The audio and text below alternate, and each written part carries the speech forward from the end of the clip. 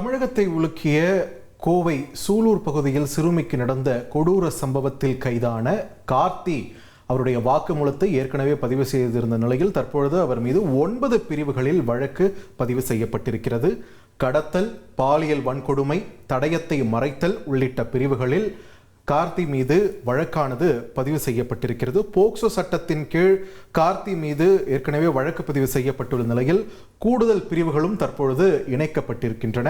அந்த வகையில் போக்சோ சட்டம் என்பதை தாண்டி கடத்தல், பாலியல் வன்கொடுமை, தடயத்தை மறைத்தல் உள்ளிட்ட 9 பிரிவுகளின் கீழ் தற்பொழுது கைதான கார்த்தி மீது வழக்கு பதிவு செய்யப்பட்டிருக்கிறது. இது தொடர்பான முக்கிய செய்தியை நாம் பார்க்கிறோம்.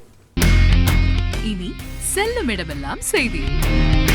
தந்தி டிவியின் வாட்ஸ்அப் சேனலை ஃபாலோ பண்ணினா செல்ல இருக்கும் இடமெல்லாம் செய்தி.